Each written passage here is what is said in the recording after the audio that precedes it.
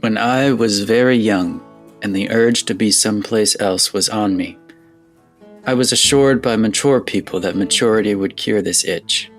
When years described me as mature, the remedy prescribed was middle age. In middle age, I was assured that greater age would calm my fever, and now that I am 58, perhaps senility will do the job. Nothing has worked. 4 hoarse blasts of a ship's whistle still raise the hair on my neck and set my feet to tapping. The sound of a jet, an engine warming up. Even the clopping of shod hooves on pavement brings on the ancient shudder, the dry mouth in the vacant eye, the hot palms and the churn of stomach high up under the rib cage. In other words, I don't improve. In further words, once a bum, always a bum. I fear the disease is incurable. I set this matter down not to instruct others, but to inform myself. Hello and welcome to Raise a Glass, the podcast where we discuss stories and storytellers that have shaped us. I am very, very excited to be sharing Travels with Charley in Search of America by John Steinbeck.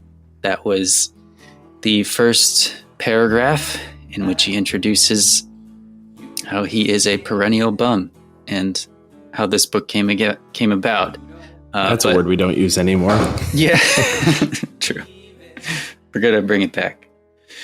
But before we do, I have to know what is in Eric's glass. Well, yeah, thanks, Hunter. My name is Eric Lintola. Yes, and I'm Hunter Danson. I chose my glass today. It's a drink I've never consumed before, but I felt like it was a very reminiscent of some of the drinks that were drank throughout the Travels with Charley. I have some cognac that we've had for a while. Ooh, yeah. I have never consumed cognac. I'm about to take a sip to that's see what exciting. it's like. At least I don't think I have. I don't know. We got an open bottle of it, I think, from my parents years ago. Mm. It kind of smells like whiskey. Is it just a different type of whiskey? I have never had cognac. It tastes like a type of whiskey. But it's not bad. It's smooth. It's got some heat. But not only do I have something in my glass, but today I also have something on my plate. Oh. Wow. My mother made a cake for my birthday, and it's the cake I grew up eating. So Yeah. I will be eating that throughout this Happy birthday. conversation as well. Oh, thank you. I have the last of my bourbon. I was saving it for a special occasion, and Steinbeck is a special occasion for me. So kind of Wonderful. This is a part of the show where we watch each other drink the first sip of our glasses, or the first sip on the episode. It's really, I'm sure it'll really impact those who can't see. Yeah. I'm also having it neat, which I believe is appropriate for y'all there. Hunter, is there anything you're raising a glass or pouring one out for today? I am raising a glass to Todd the Magician, who did a show at our local library. Okay. Apparently he's done shows at Disney and stuff, but he was at our library. It was a free show. There were not that many people there, and there were very little kids, but Todd gave it his best, and he did a great job. I love magic, especially sleight of hand. I just think it's wonderful. And he, despite playing kind of a small crowd and pretty shy kids, he did a good job, and he did put on a good performance. That's awesome. Bringing positive things to the name Todd. I've just watched an episode of Community, third season. There's a character named Todd who the group just hates on. for no other reason than he's just an additional person. Yeah. Even though he's like a really genuinely kind guy who served in the military, and this is I keep learning about him. Yeah. But always good to hear about a Todd that's at work. Yeah. Todd the magician. Todd the magician. Nice. Anything you're pouring out one for? I'm pouring one out for wipe containers. Despite the fact that we've put a man on the moon, and the fact that SpaceX has designed rockets that can land themselves, we have still not designed a wipe container that actually works. Whenever when I'm changing my son's diapers, I go to take wipes. It doesn't matter where it's from. Doesn't matter how expensive or cheap they are.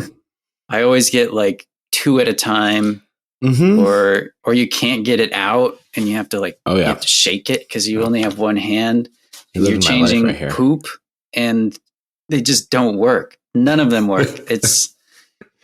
Do you know they have wipe warmers? Did you have one of those? Yeah, we tried it, but you have to. Like, where do you get the extra wipes? You can buy them from them, but they're much more expensive. We were just putting the Aldi wipes in the container, but they didn't quite work with it. And because you would take one out, but then they wouldn't stay out. They would just fall back in. So then you would have to reach your finger in and grab it again. Yeah. Pouring one out. Well, that's frustrating. Yeah, I get that. How about you? I was doing that today, actually. Yeah, I am raising a glass to the largest bookstore, I think specifically used bookstore in the United States. I got a chance to be in Portland last week, and I visited Powell's. Powell's there's 2 sets of locations. There's some in Portland, and there's one at the University of Chicago. And got a chance to go to one in Portland. It's 2 stories of used books, pretty much, or at least the very least discounted books. Yeah. And Hunter, it was so much fun. I only got to spend a half hour in there because of a conference I was at. But I was just wandering around. I took a picture of myself in front of Robert Jordan's section, which not only had a bunch of the Wheel of Time books, which is what I was expecting, but I discovered 2 trilogies and an independent book that were also written by Robert Jordan. Wow. That I didn't know existed. One of the trilogies on Conan is about Conan the Barbarian, which I guess is somewhat well known. And I guess his writing of it is pretty good. One was published posthumously in 2019. But he had written in 1975 and had sold the rights to it twice, but now it was finally printed. And then the other one is a trilogy or 3 books. I don't know if that's directly a trilogy, but 3 books about the American Revolution. And I don't know if they're fiction or fantasy or what. Interesting. But the most interesting part about it, so Robert Jordan's real name is not Robert Jordan. I can never remember what it is. But this series, he didn't write under the name Robert Jordan. I'm just going to grab it real quick.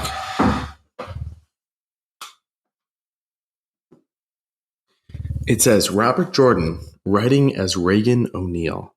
O'Neill.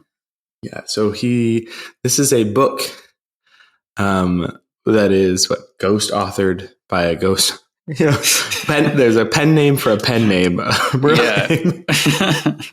I also was able to get Fool's Crow and the Indian Lawyer, both by James Welch. Yeah, I don't have the Indian Lawyer yet. And Fool's Crow is $6.95. So just an idea of kind of the costs. We're definitely raising a glass of Powell's. It was awesome. Brought a couple coworkers with me. Got some great pictures. Had a blast. You could just walk around there forever. Yeah. And then I am pouring one out for red-eye flights. And I think I theoretically knew what a red-eye was. I don't think I've ever been on one. But I arrived back in my hometown after taking one, and not only were my eyes actually red, but it was a tough transition that I'm still feeling a few days later. Yeah. There's a time difference, of course, as well, but oof. So that's what I'm pouring it out for.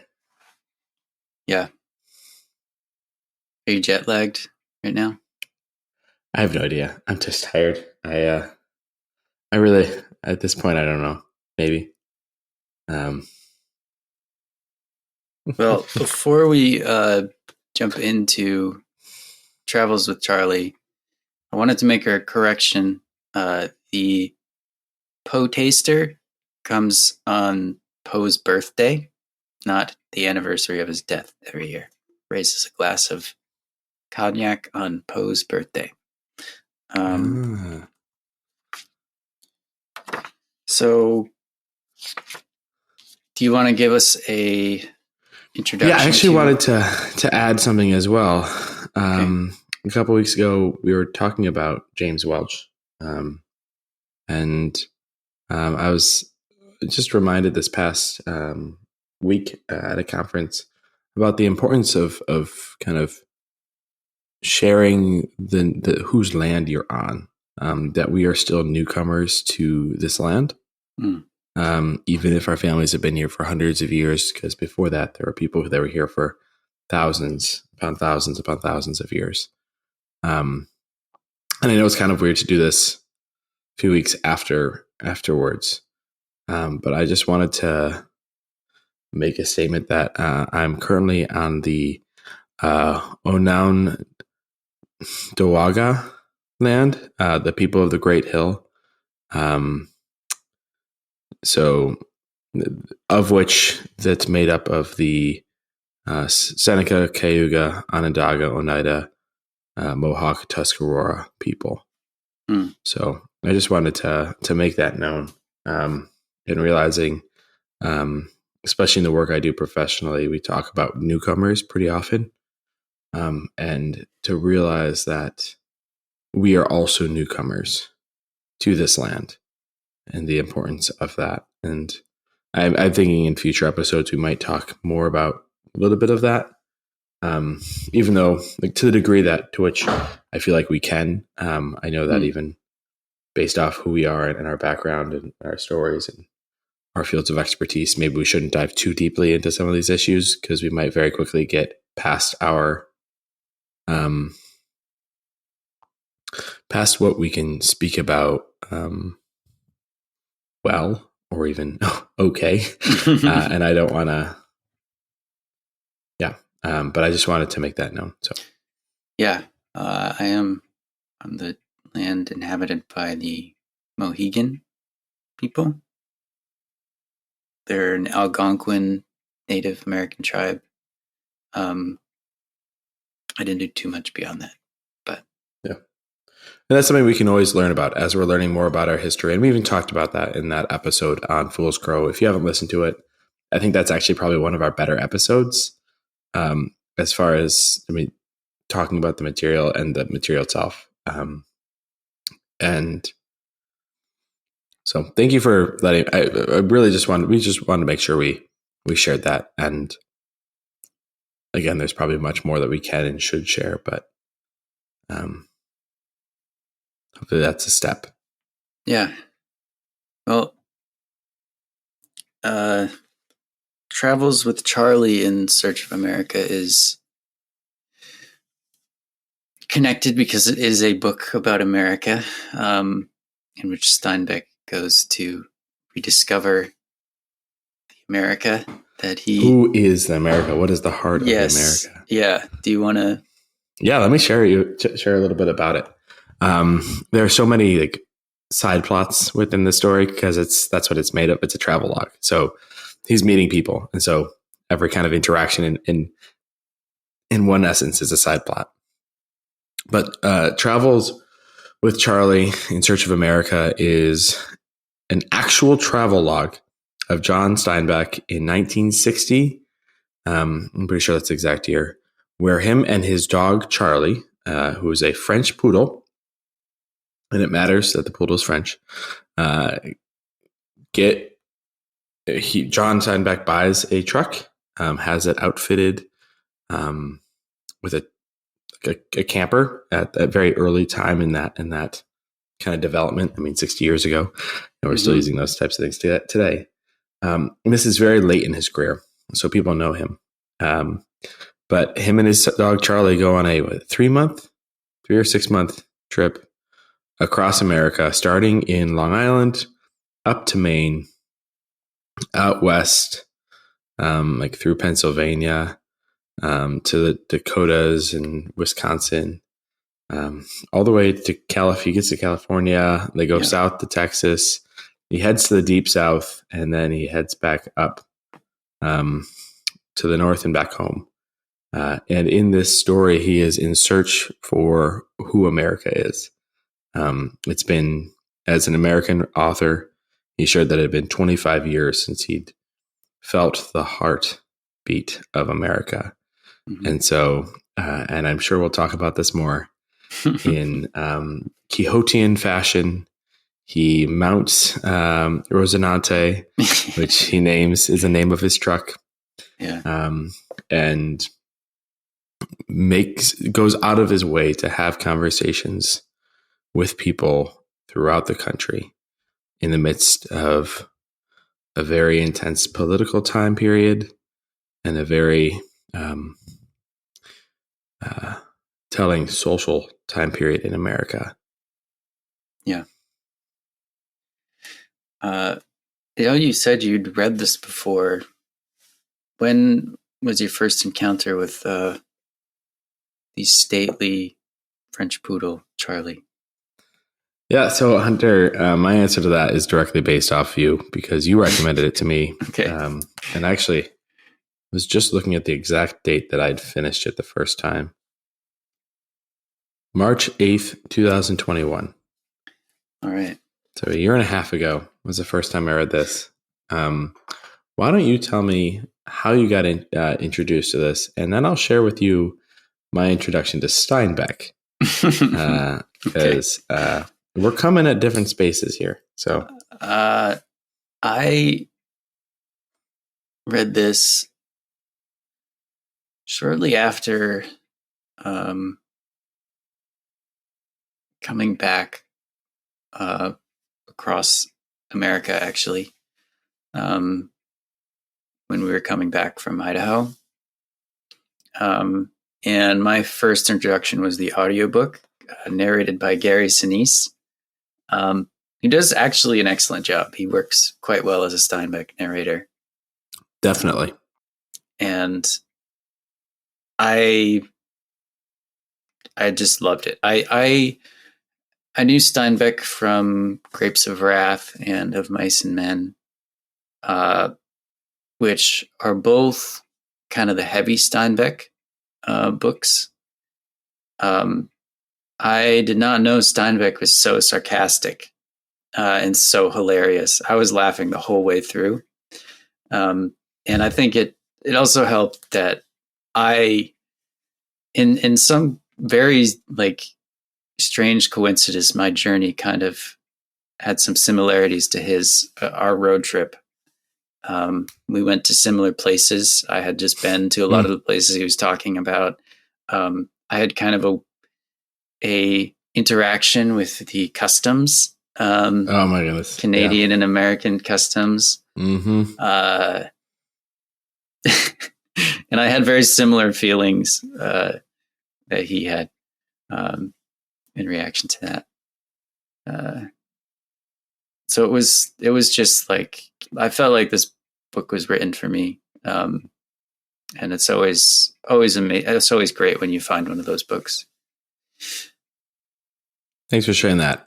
So Hunter, you brought up two books, both of which I had read in high school. Just a quick question. Have you ever read East of Eden? Yes. Okay, great. So maybe you can talk a little bit about that. I have not read East of Eden. So I grew up in high school reading Of Mice and Men, and Grapes of Wrath. And neither of those books Neither of those books made me want to read more Steinbeck. I did not like them at all. Mm-hmm. Not like you said, how dark they get. I had to read Grapes of Wrath prior to like my junior year of high school in the summer. And I have never read a book that put me to sleep as quickly as Grapes of Wrath. Like every time I tried reading it, I fell back asleep. I'd wake up at 10, 11 a.m. on like a Tuesday in the summer. I'd start reading and fall asleep. Like within minutes. I've never had that experience with another book. And so I was a little bit hesitant when you encouraged me to read Steinbeck. Mm-hmm. What is it about? Well, first of all, was that your experience with those books, or I don't think they should make high schoolers read Grapes of Wrath, because I don't know. I personally, if I had read Grapes of Wrath in high school, I probably wouldn't have appreciated it. I read Grapes of Wrath, I think, after I graduated college. And I think it is a book that you should read, that most Americans should read. And it's one that I think about a lot, but it is heavy. Like, it's about the Depression. Yeah, it's about a family heading west during the Great Depression and getting nowhere, getting somewhere and yet nowhere. And it's grappling with what has happened to, the common people in the midst of this crisis. And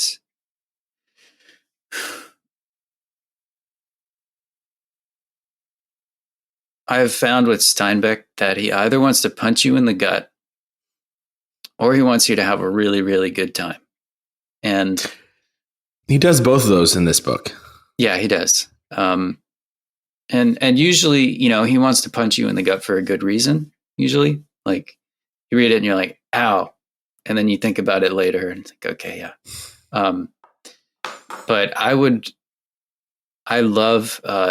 East is Eden. It is so much fun. I couldn't put it down. And it has a beautiful ending. It is kind of like a family saga, but it is also a retelling of Cain and Abel, and exploring the nature of our sin. And to read that. Yeah, it's great. And it's a great time. And then Cannery Row, which is probably my favorite, is just an absolute celebration of like the culture and the people who are living on Cannery Row. And it kind of culminates in this really big party. And there's a lot of really fun characters, and it's just it's short. It's beautiful. The chapters are short and beautiful. It's like, if you want to have a good time with Steinbeck, I highly recommend Cannery Row or, Travels with Charley, honestly. So you're here to heard it here first, folks. What later seasons of this podcast we will be discussing. I'm sure, East of Eden at the very least will make it onto our list. And that's what I wanted to say. Travels with Charley does not feel at all like Grapes of Wrath or Mice and Men. It feels like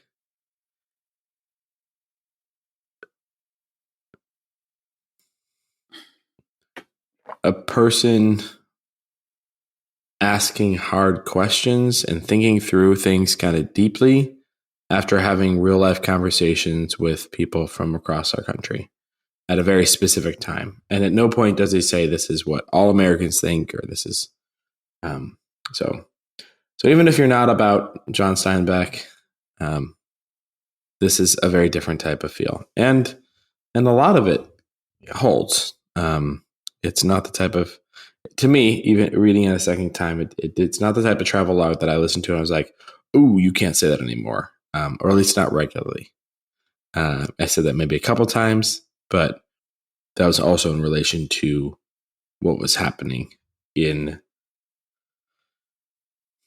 the United States where he was when he was there. Mm-hmm.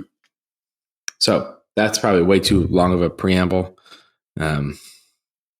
But let's dive into it. Hunter, I know there's some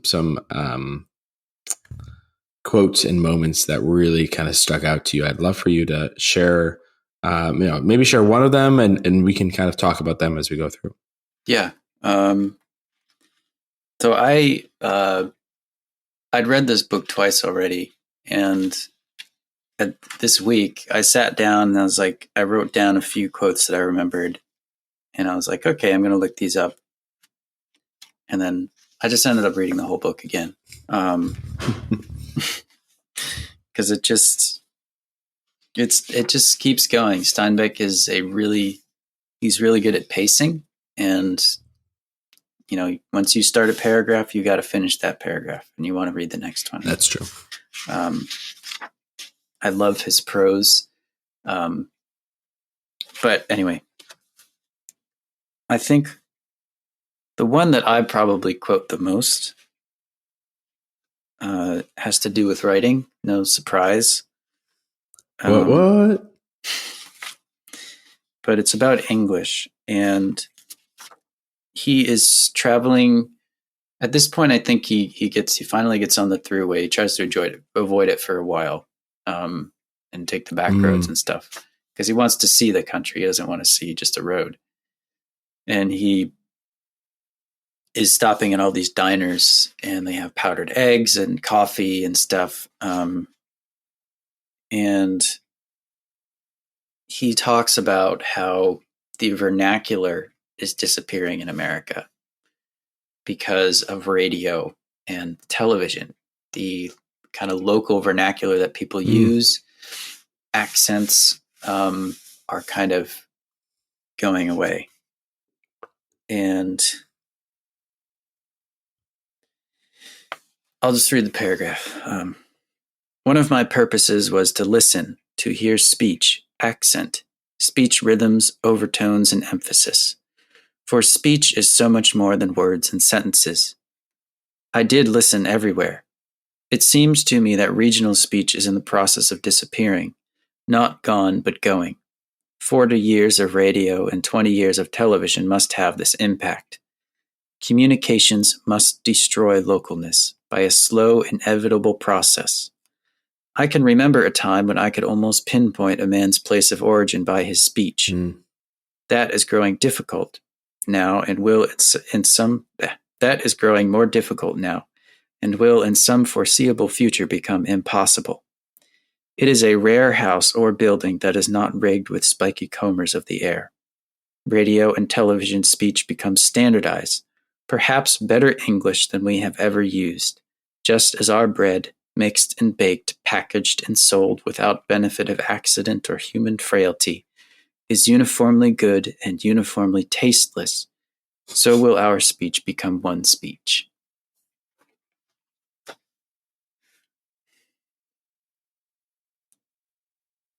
And it's those last two sentences that I come back to, because I love sentences. I love the English language. It is a flexible hodgepodge of a language that is somehow beautiful and stately and vulgar, all at the same time. Fiona's concurring right now. She's on the lap. Fiona can't hear it. She feels it. Okay. But I use when I do proofreading, I use a tool called Language Tool, which is basically, it's kind of like Grammarly. And, just because, especially since I don't really have an editor to do copy editing, it helps catch some of those typos that a normal spell checker doesn't catch. And it enforces things like certain commas, certain spellings of words. And it is good to have a uniform and an ideal. And I would say, like, if you're learning how to write, it's probably a good idea to stick to the rules. But my favorite writers don't. Steinbeck doesn't. He knows, good writers know when to break the rules. And I think that, especially in our internet culture, it is a lot easier to say this author is bad because this sentence isn't grammatically correct and point fingers at it. But I would hazard to guess that many of my favorite sentences and many of the most powerful sentences are not grammatically correct. I mean, load up a document, and my uncle, who is writing as well, did this. He put in a bunch of his favorite authors into a Word doc, like copy and pasted some of their stuff, and he found, like, hundreds of errors in the spell check. So, I think it's really easy nowadays to forget that language is one of the hallmarks of being human, and language is flexible and it changes. And, I think Steinbeck pinpointed that. Here's something that I wasn't able to do because I've listened to it through an Audible twice and haven't looked at it. Does he write the wording of people with different accents differently in this book? Or no? Yes and no.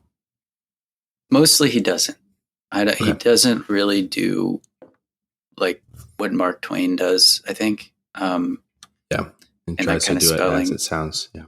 Yeah. But, there is a section where he explains his wife's accent, and, like, he does kind of the Texas, he says sometimes that, I forget. He has, like, one exchange where they were visiting someone, and his wife, or I think one of his Texas relations, asks for a pin. And they're like, oh, do you want a straight pen or a different kind of pen? And they're like, no, I want an ink pen. And he writes it pin, Okay. But, it's. Yeah. Okay. So it's now been 60 years since this book has been written. We have 60 more years of TV, radio, social media. YouTube.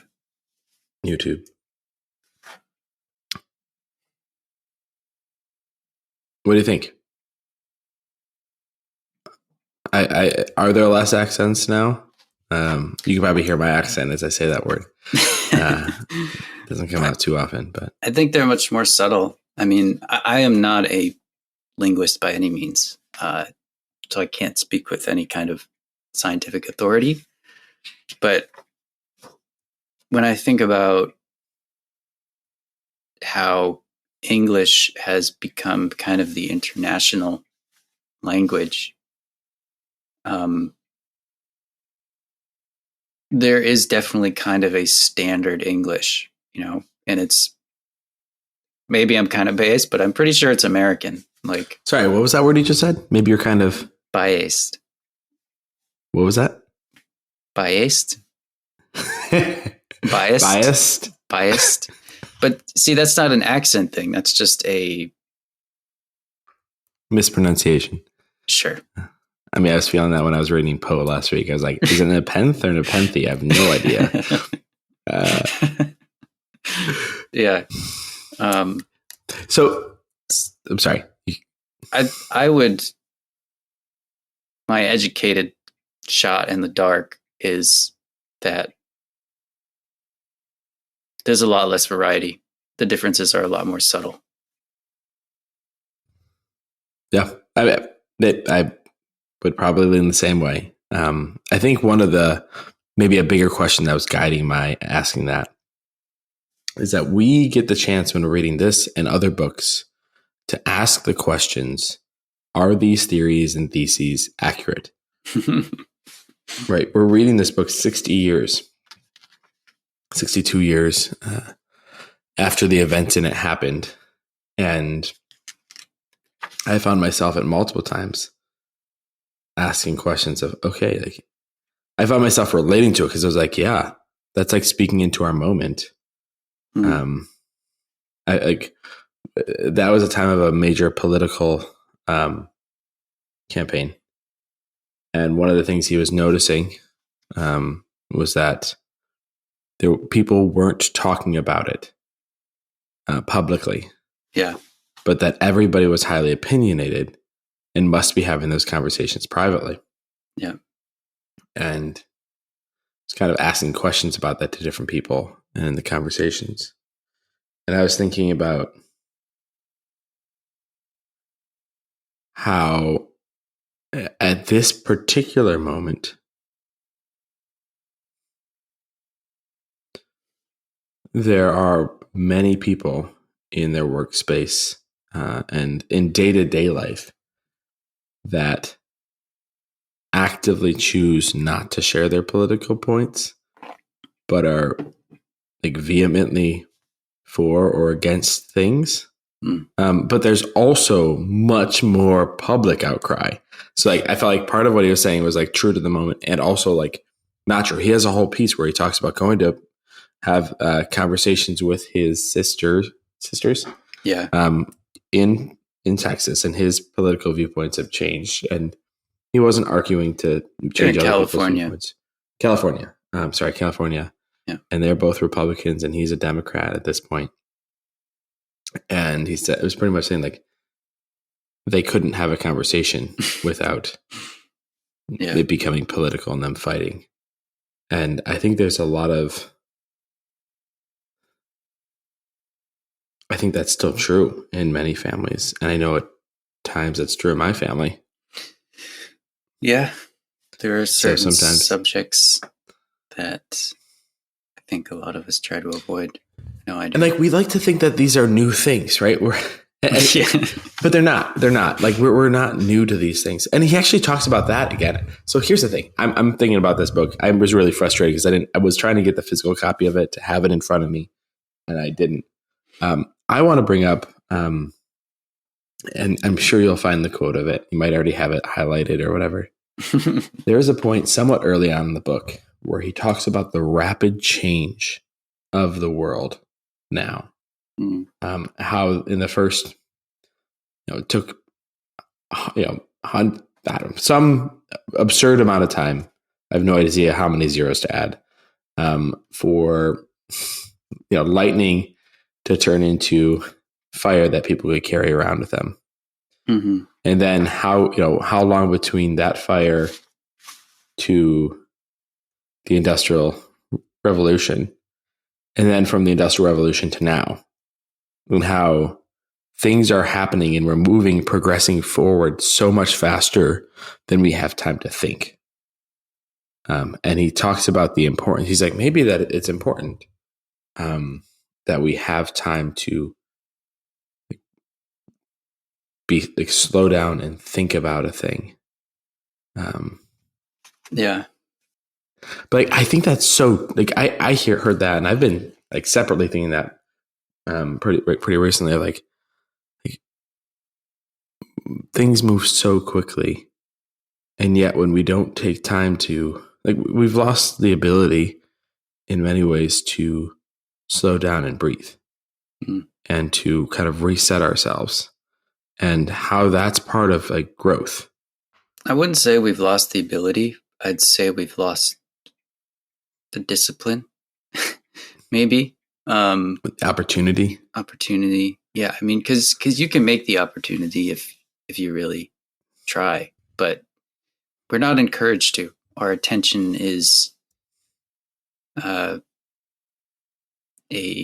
very coveted resource these days. Mm-hmm.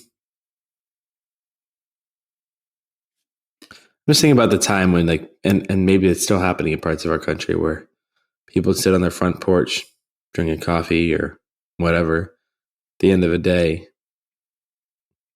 Yeah. And just sit and rock. Yeah. I learned to let go and learn to love raking leaves and mowing the lawn, because I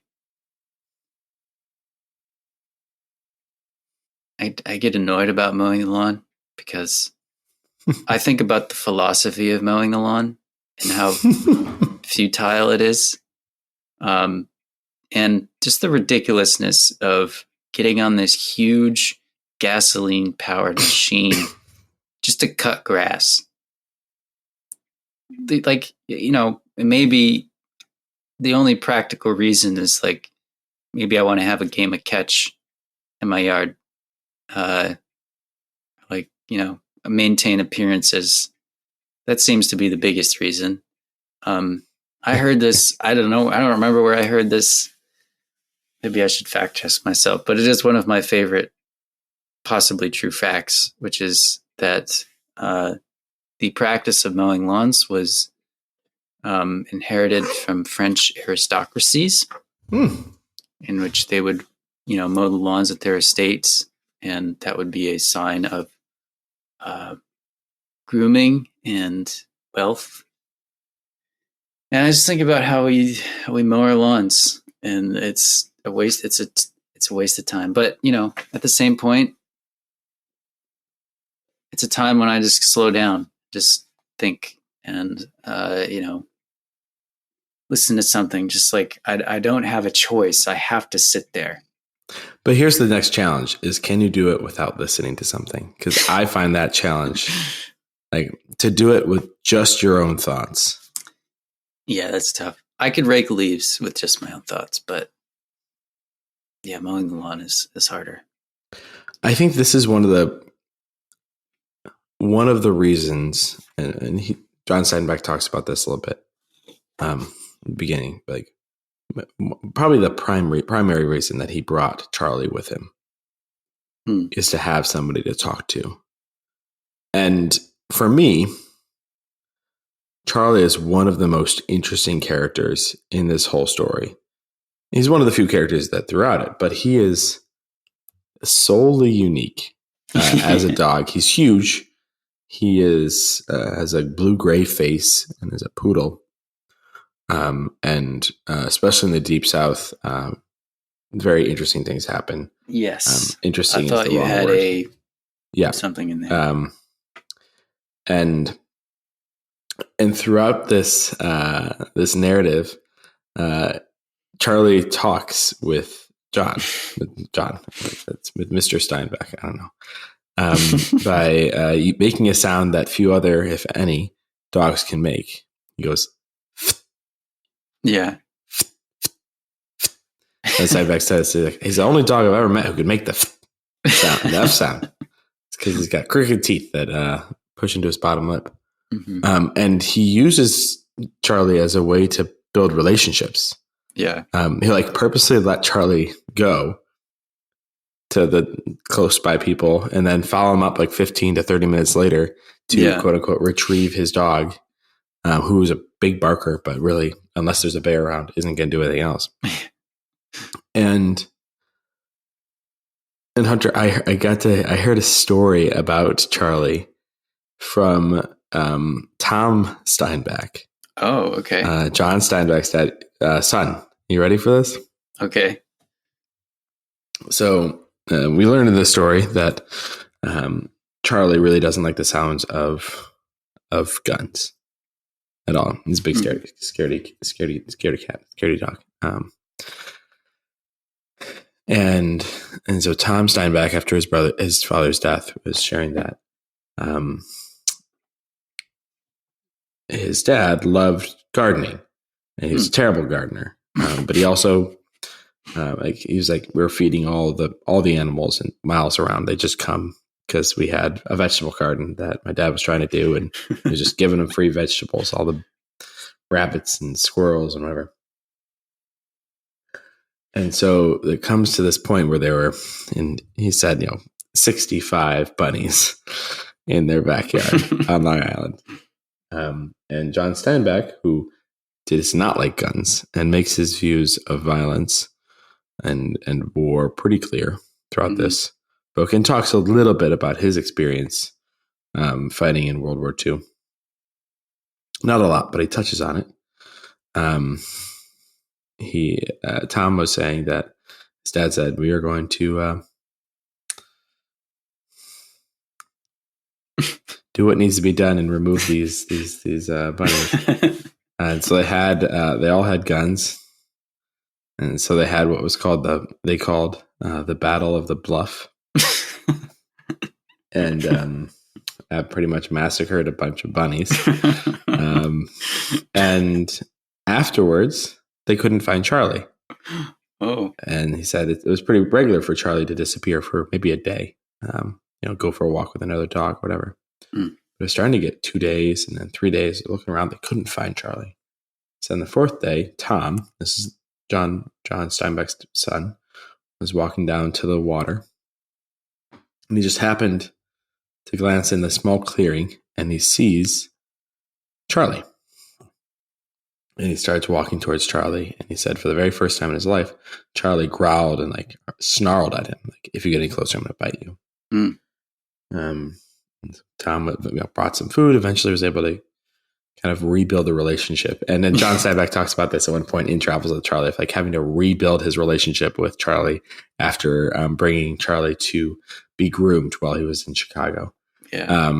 And it took a while. But Charley very much he's very much anthropomorphized, very much human emotions and feelings. Yeah. Eventually lets him back in. And so it turns out that Charley was sitting in the middle of this field on a bunny nest with a bunch of baby bunnies inside. Oh. Wow. Which is heartbreaking, right? Yeah. Oh, no. And he said that after that moment, Charley never treated them the same way again. And he was talking about the challenge of being, he said, it's somewhat common for, people to be ashamed in their dogs for where they salute or whatever it might be. It's Charley, as a French dog, was ashamed of us. And it wasn't because of what we looked like. He was ashamed of us for moral reasons. Imagine the challenge of having your dog morally ashamed of you. They should. I think that's such a good. Honestly, I think that does such a good job of kind of sharing who Charley is in this story. Yeah. That's Charley. Amazing. Thank you for sharing that. That sounds just like Charley. I also love how Charley wakes up John Steinbeck. He just stares at him when he's sleeping. Mm-hmm. and Steinbeck will try to pretend that he's still asleep and not acknowledge him. And then Charley will just go, it just keeps staring at him until he wakes up. And this is why you have to read this book. This is it's full of these types of anecdotes, and he goes from an amusing and then funny anecdote to talking about deep things in life. And he's able to do that, I think, partially because of the type of author that Steinbeck is. And he shares that he can't write hot. Yeah, he's not an author who takes notes, and he can't write when the thing happened or right afterwards. Yeah, he needs time to let the ideas ferment.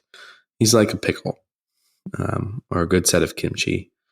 He needs time for it to ripen. He needs time for it to ferment. He needs time for it to brine. And then he delivers a dish that has that complexity of flavor and is able to bring kind of the surface level, what's happening, together with the inner and deeper level of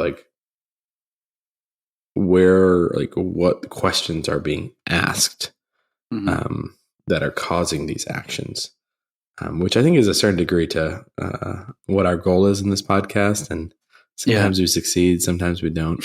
We're still learning a recipe. Mm-hmm. Almost always we have fun though. Yeah. Usually tastes good.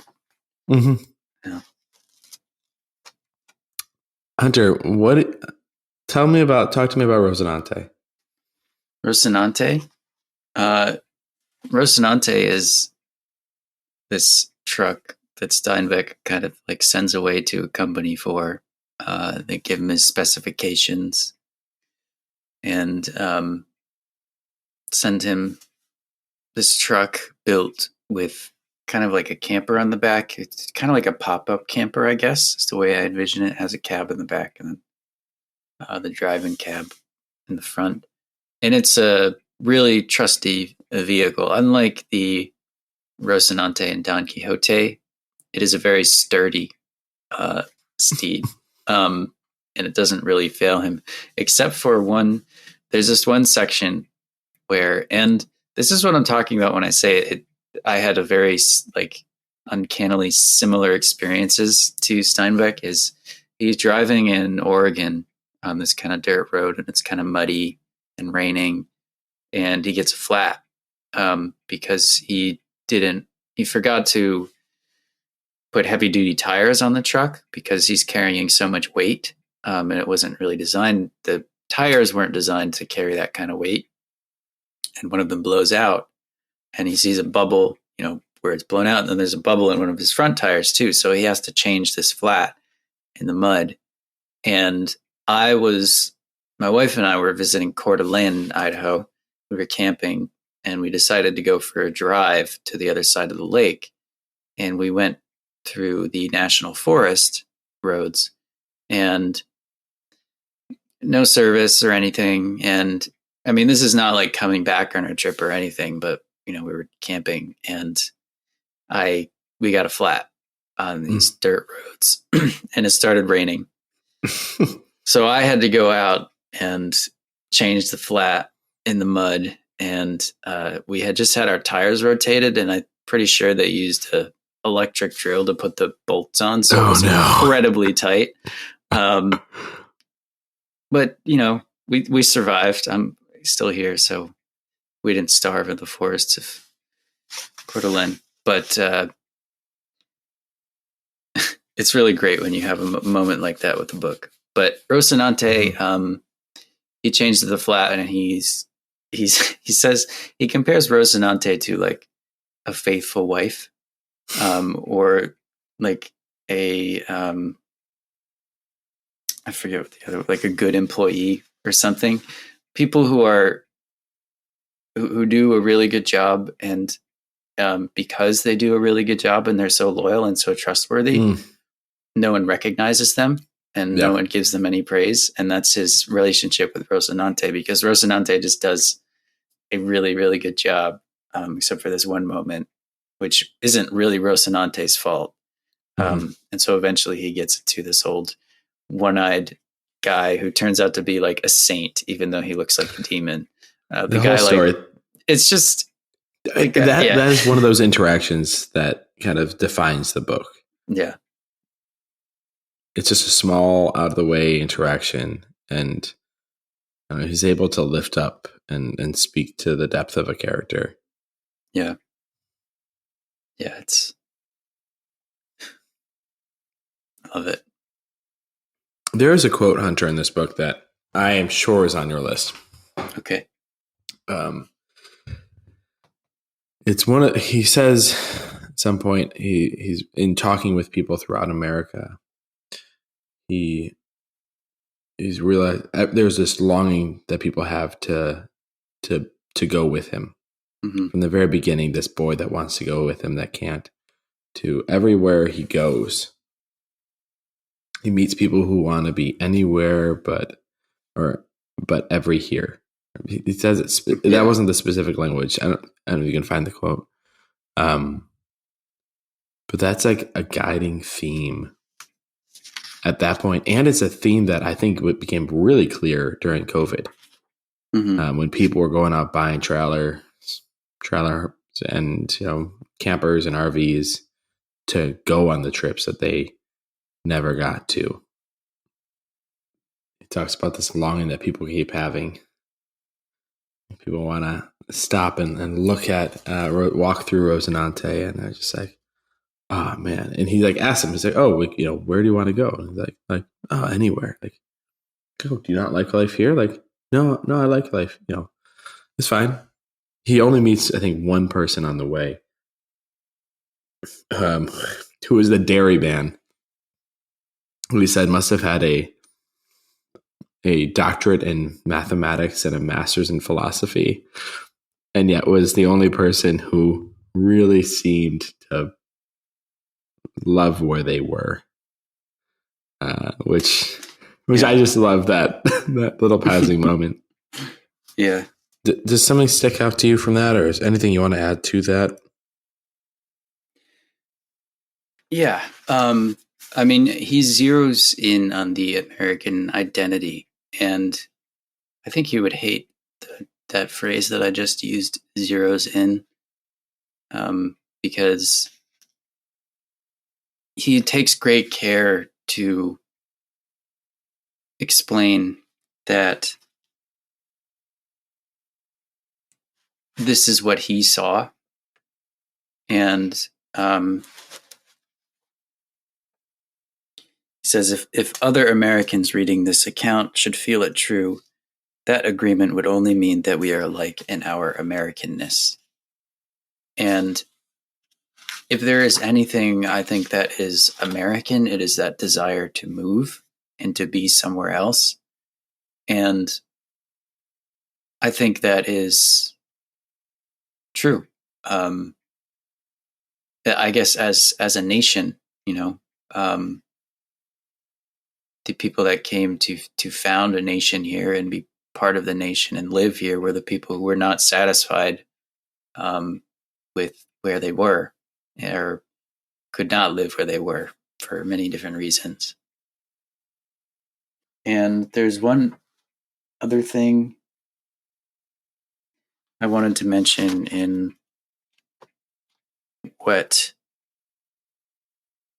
one of the reasons that I love Steinbeck so much is that he knows what he is. And he, despite his success, he doesn't really have any pretensions about what he does. His personal sigil is a Pegasus, which is a pig with wings. And a Pegasus, not a Pegasus? Yes. A Pegasus, yes. And his motto, the Latin motto, is Ad astra per alia porci, which is to the stars on the wings of a pig. What a pretentious way to not be pretentious. Yeah. Give yourself your own well, he's an incredibly sarcastic man. But he says, I've always admired those reporters who can descend on an area, talk to key people, ask key questions, take samplings of opinions, and then set down an orderly report, very like a roadmap. I envy this technique, and at the same time do not trust it as a mirror of reality. I feel that there are too many realities. What I set down here is true until someone else passes that way and rearranges the world in his own style. In literary criticism, the critic has no choice but to make over the victim of his attention into something the size and shape of himself.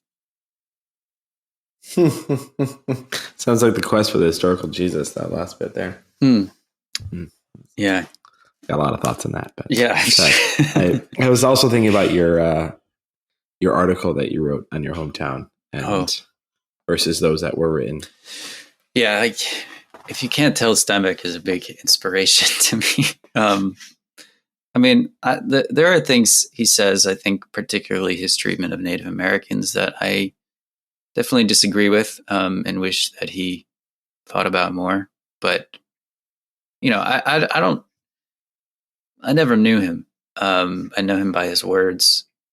And I'm not convinced that he would be a particularly pleasant person to live with. But,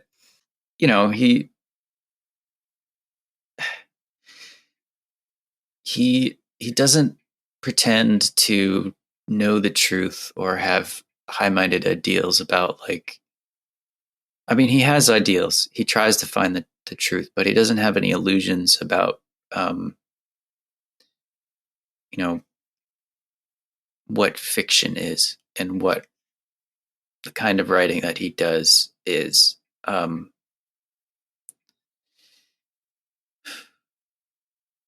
He tries to find the truth, and we talked about it in how Tolstoy kind of like stumbles on the truth constantly, and I think that's what Steinbeck tries to do. And I think more than Tolstoy, he distills it more and kind of cuts it down more, and he has very clear prose, and he cuts very sharply, which I really appreciate.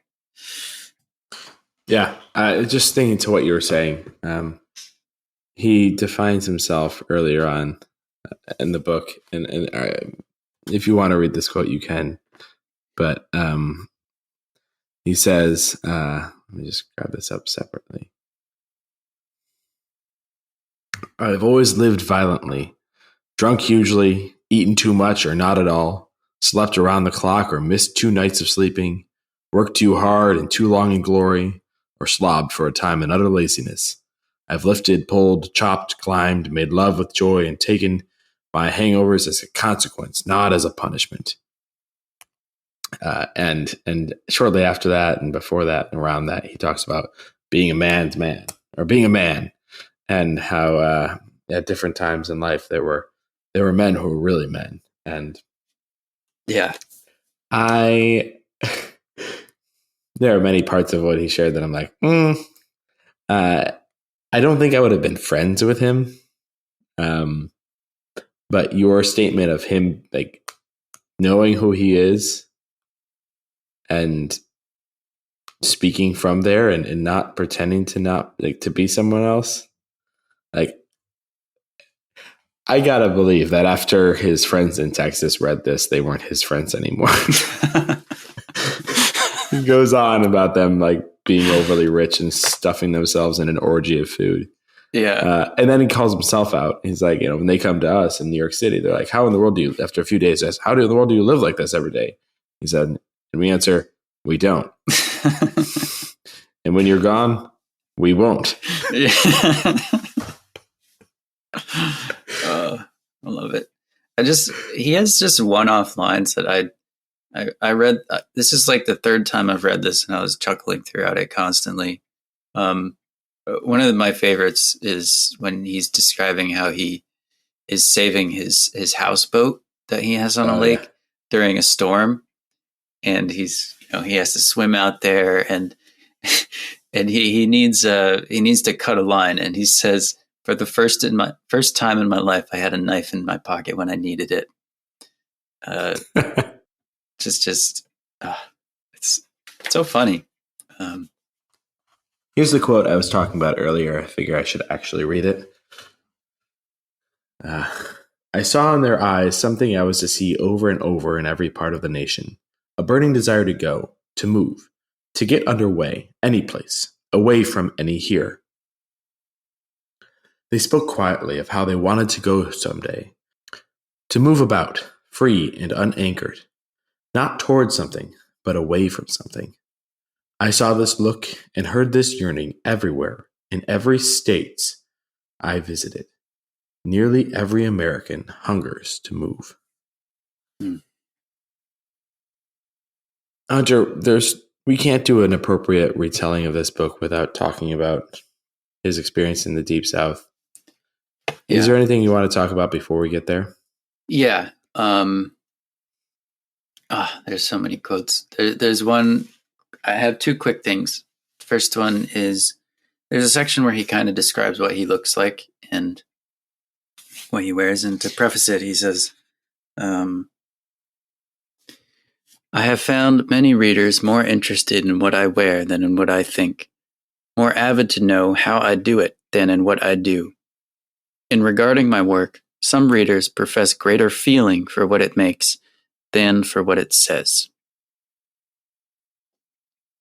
And then one more I have, which is at the top of my list, is he meets a man of the profession. And he's kind of at a lake and kind of relaxing with Charley, and this guy pulls up. He has it's like a hatchback and like a pull trailer. And this guy comes out. They're kind of like watching each other, but not watching each other as people do. And then Steinbeck kind of lets Charley out, and the guy comes over and they talk. And the guy says, "I see that you are of the profession." And Steinbeck is like, "Well, actually, no," but he knows what the term means. And the guy's a little bit confused, and come to find out the guy is a thespian. And Steinbeck knows the term "the profession" because he wrote a couple plays that were flops. And I love the Steinbeck said in his interactions with this man, learns that he is retired and was living off the benefits or whatever, but just decided that he wanted to do something, and that thing was acting. And basically what the guy does, he performs at like senior homes, libraries, schools or churches, just like anywhere he can really do his thing. And he's kind of like a one-man show, and he does like a monologue of like Shakespeare and stuff. And Steinbeck says, as the guy is explaining this, Steinbeck says, "I began to love this man."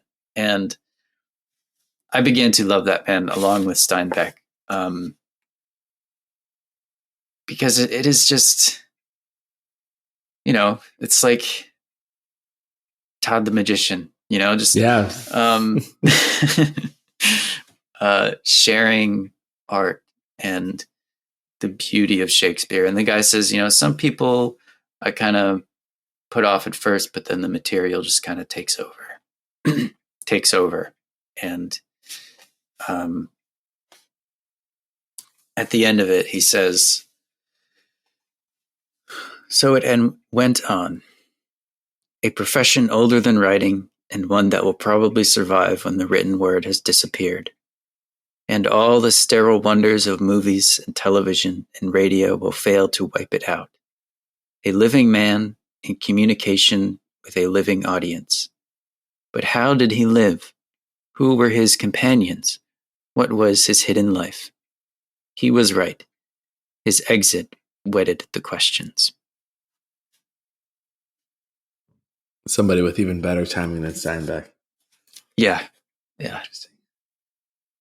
Yeah, that is a great moment.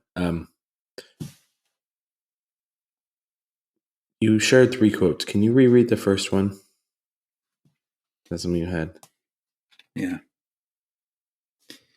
"I have found many readers more interested in what I wear than in what I think, more avid to know how I do it than in what I do. In regarding my work, some readers profess greater feeling for what it makes than for what it says." Yes. I wanted to hit on that last bit. Last week, we talked about Edgar Allan Poe. His biggest focus was on what people feel. Yeah. Not what he says. Mm. What do you think of those two things? They sound to me like they're very different approaches to have. Yeah. Well, he says greater feeling for what it makes than for what it says. Like the readers has greater feeling for what it makes than what it says. But I see what you're saying. I mean, Poe, I guess by his own admission, was very concerned with the effect, originality and the effect and feeling. And I think Steinbeck is concerned with that too, because he is a self-professed lover of the English language and the sounds and poetry of it. But I think he is also very concerned with the truth and, finding that truth that is true to him, and as he sees it.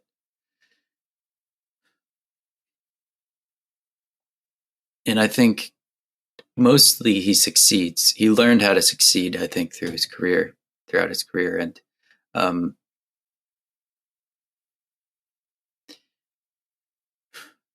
I don't know.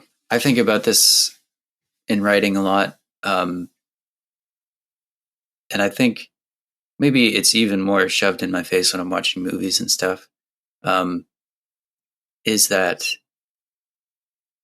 we are often impressed by grandeur and pretty pictures and beautiful sounds, and beauty is an end in its own right. And I guess the feeling of a reader, the effect of it, falls under that kind of category, I think. Mm-hmm. But my favorite things, I believe that truth is more powerful than beauty. And the highest ideal, I guess, for me would to be to find a truth and present it in all of its beauty, with all of the devices of art and poetry. And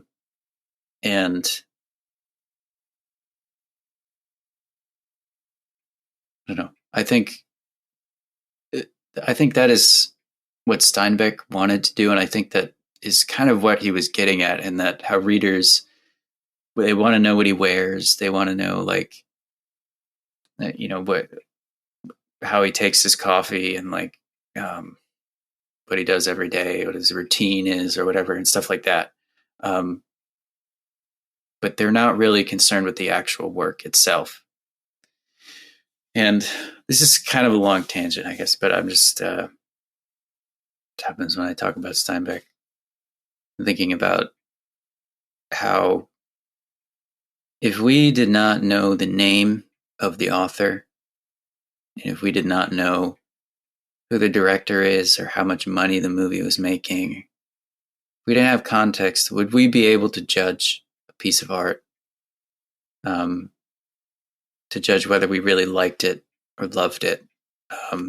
Because I think sometimes a lot of people jump on the bandwagon, and I do that with certain things too. But it's very tempting, especially when that thing is like, glowing on your screen with special effects that cost $1 billion. But I don't know there's not much I can do about it except try and promote the things that I love and that I think are capture truth with beauty. And I think this, Steinbeck is one of those things, travels with Charley. Yeah. So this leads us to the last leg of his journey, where he enters the Deep South. After he leaves the Deep South, he tries to continue his trip, but he hits a point at 4 p.m. on a day in Virginia, something like that, where his trip is over. And Charley knows it as well. And up until that point, he can remember almost every face and name and story verbatim. And after that, he can't remember a single thing, all up to the point where he gets lost in his own hometown, quote unquote hometown in New York City. And I think a large part of that is because of his trip in the Deep South. Yes, also it's been a long trip towards the end of it. All of us kind of get to that point in the trip. Mm-hmm. But he ends up in the Deep South in the 1960s, and goes out of his way. Well, two things come to me, my mind. The first is, on the first 2/3 of the trip, the Charley was a point of conversation because people would ask what type of dog he is and kind of talk from there. And the last part of it in the Deep South at this particular time, in his particular experiences, people look inside, and you kind of shared this earlier, and they say, they ask him if he has they use a word that we don't use and shouldn't use. Mm-hmm. our culture and our society, referring to a black person, and say, "Oh, I thought you had a," and it's jarring. For me, it was very jarring when that happened, because that to me was one of those, oh, we're in the 1960s, but also, oh, there's a lot of similarities. Even though, thankfully, I don't know, this is to me a space of seeing progress, even though it's by no means the amount of progress that is desired. Because then he makes a decision to go see the cheerleaders, is what they're called, the cheerleaders, quotation marks, which is a group of women that are every morning going and yelling at this little black girl and then this middle-aged white man and his kids as they go to school. And it's a very specific time in history, where they're going to a desegregation. Yeah. And he doesn't share what they say, but this is an experience that hits him. And I think it hits us. It hits us as readers as well. And then he ends up having 4 different conversations or so with all men, about it. 2 black men and 2 white men afterwards. Yeah. This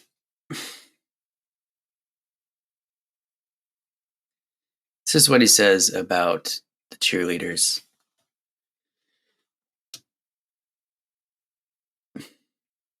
Perhaps that is what made me sick with weary nausea. Here was no principle, good or bad, no direction. These blousy women with their little hats and their clippings hungered for attention. They wanted to be admired. They simpered in happy, almost innocent triumph when they were applauded. There was the demented cruelty of egocentric children, and somehow this made their insensate beastliness much more heartbreaking. These were not mothers, not even women.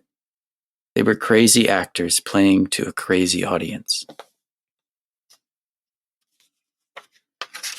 And then later on, he says, even setting this down on paper has raised the weary, hopeless nausea in me again. It is not written to amuse. It does not amuse me. And this is the Steinbeck that wants to punch you in the gut. He'll write it down if he thinks it needs to be written down.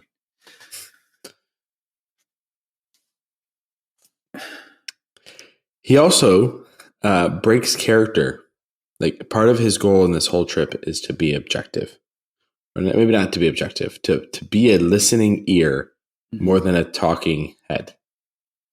And he is able to do that for the entire trip, at least for what he catalogs, up until the moment where he is driving this white man who is very much on the sees what the cheerleaders are doing and thinks it's almost like not enough, that it's all good and that they should be even going further and saying all these things, to which I'm reading and I'm like, man, I would not drive this person anymore. I would. And Steinbeck stops. And it's like, what are you stopping for? He says, get out. Which, like, as a reader, I applaud him for. Mm-hmm. And I also wonder if it's, as a reader, of, like, did he fail in his goal? Like, and at the same point, I'm like, yeah, 100%. Like, you did the right thing. So it's just kind of a piece I was thinking about. But he has this conversation. Hunter, do you have any of the pieces? I can look it up. Yeah. Of the conversation with the first man. Yeah. Sigit? Yeah. Yeah. He meets this guy who is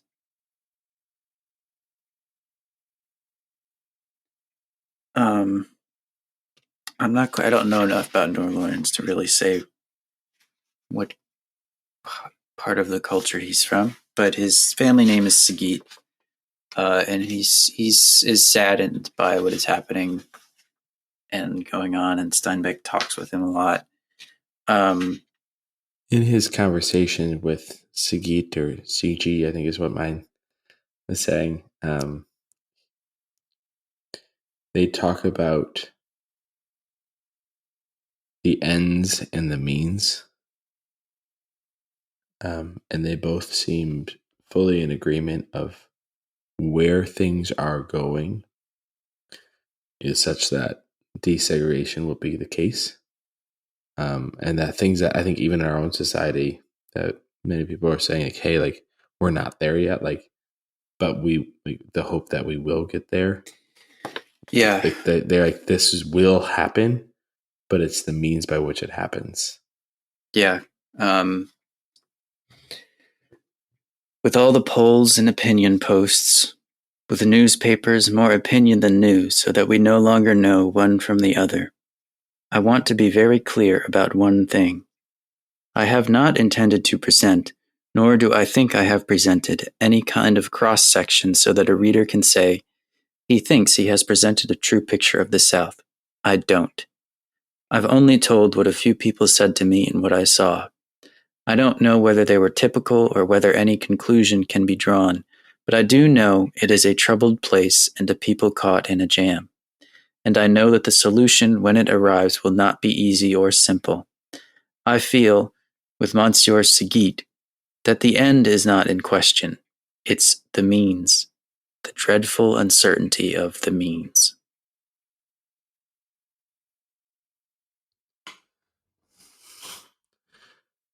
I want to problematize a little bit of what he just shared. Said because I agree with I love the heart behind it, and I at the same time, Malcolm X and then later Martin Luther King Jr. as well were talking about the racism and segregation and Jim Crow type laws that also existed in the North. And while I don't think John Steinbeck would necessarily disagree with it, he doesn't talk at all about that in the first few legs of his trip. He only talks about it right here. So I just want to make sure that we're not idealizing the northern parts of the United States, which is something I think we can often do, like how New York City has got it going and upstate New York and all these places. And I just want to make sure that it's very clear that that's not, at least I think that's not where either of us are coming from in this. Yeah, and I think in the context, I mean, this is a travel log. That's the format of this book. So, I mean, this section is about the South, and I love Steinbeck. He is one of my favorite authors, and in terms of style, I take a lot of inspiration from him and try to learn from him. But he is a man, and he's no Solomon, and I don't want to say, I don't know, he's not the example that we should look to when we're trying to have a conversation about racial diversity and injustice and trying to strive for justice. Because I mean, when he's a white man, and that matters. I think if you want to learn about racism and injustice, you should go to sources that are not written by white men or white women. And In the forms of racism, maybe not injustice. Yeah. um, I guess what I mean is like, you can disagree with Steinbeck, and I actually end up disagreeing with him in my essay. I started with a quote by him about memory, and he says you can't go home again, which is the final part of this.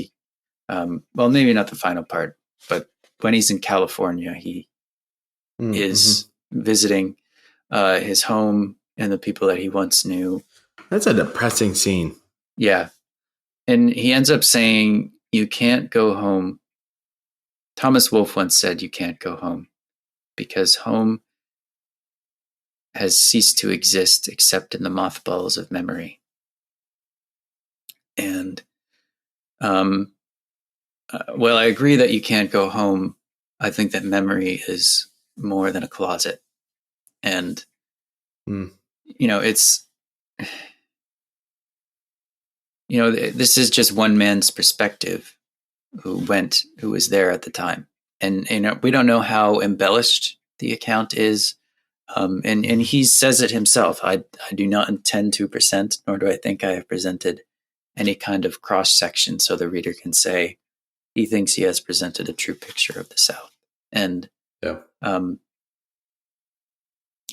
in that sense, you can take Steinbeck at his word in that he doesn't think he's presented a true cross section. He's just tried to present what he saw. And, maybe I think in future episodes we can explore more sources that are closer and more involved with the issue.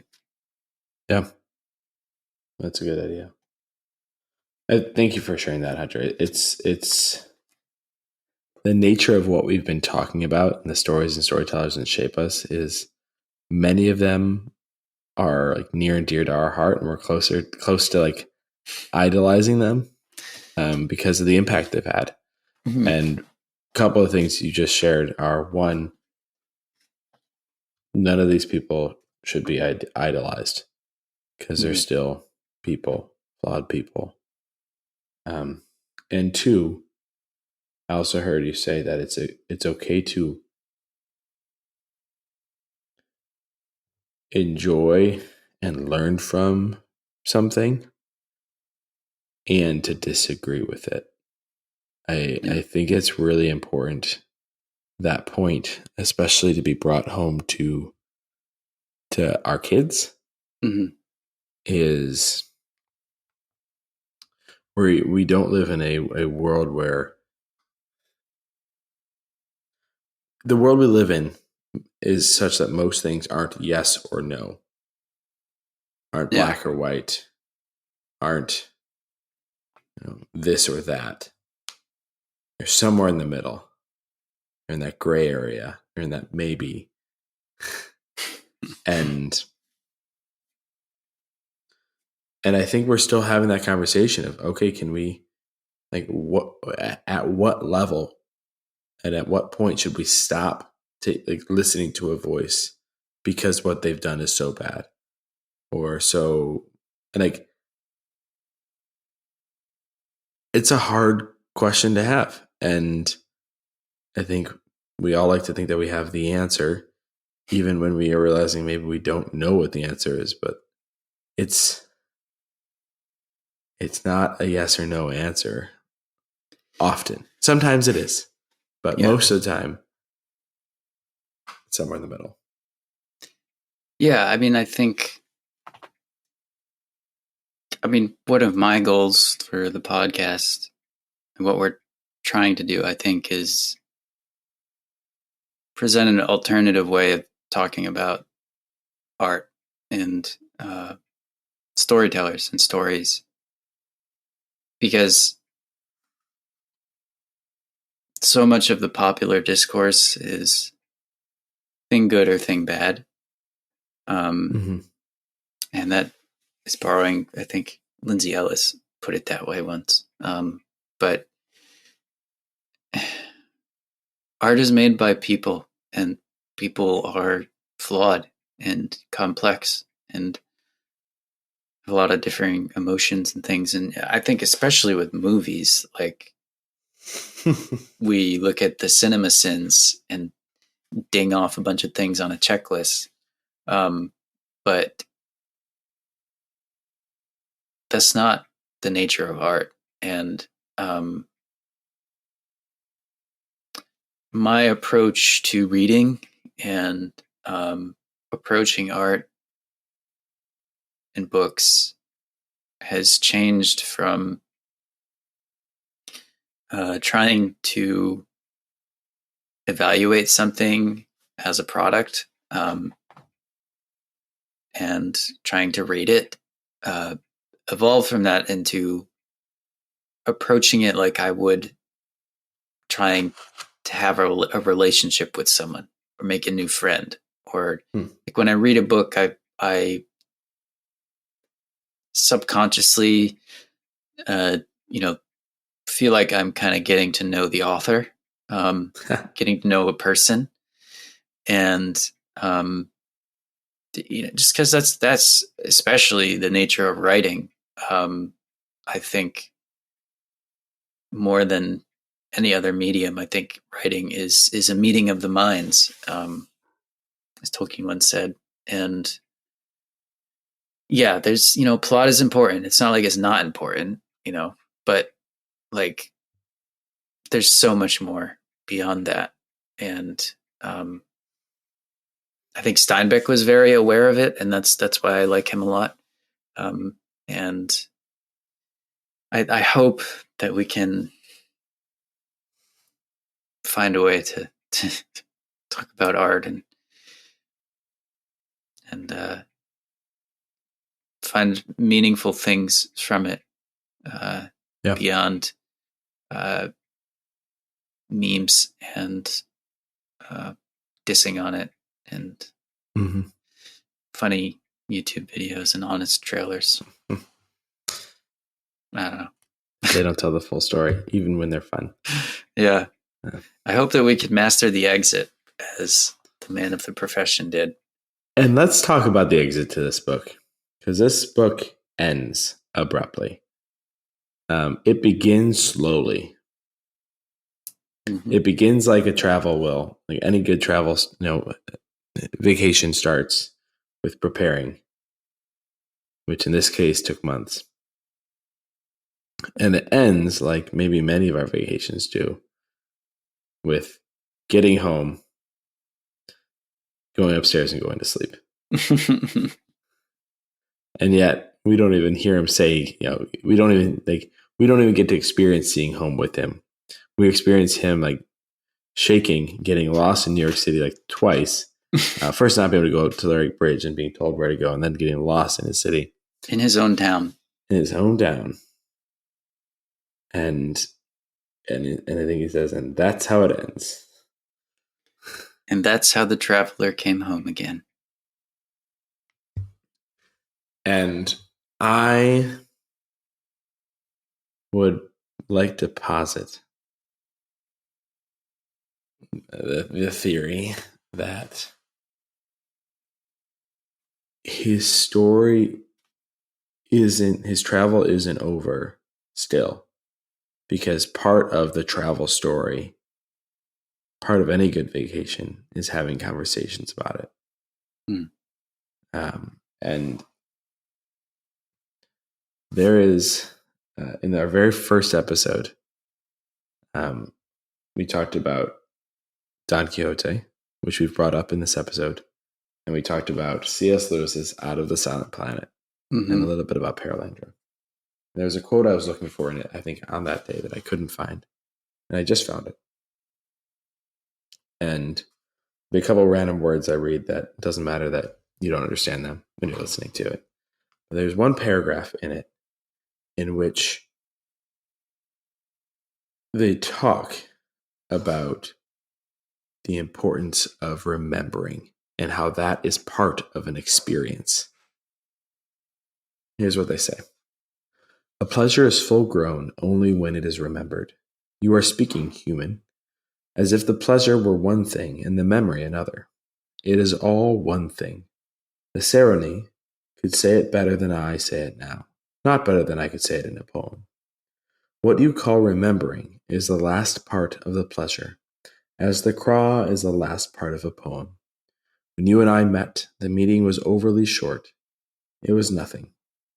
Now it is growing something as we remember it. But still we know very little about it. What it will be when I remember it as I lie down to die, what it makes in me all my days till then. That is the real meeting. The other is only the beginning of it. You say you have poets in your own world? Do they not teach you this? I'm going to have to listen to that a few more times. I am going to listen to that a few more times when I edit the podcast. I think that reminds me and challenges me whenever I read something or experience something. Mm-hmm. To know that it's not over. In the sense, I mean, in one sense, we all know this, right? Our life is made up of moments, and those moments stay with us. Mm-hmm.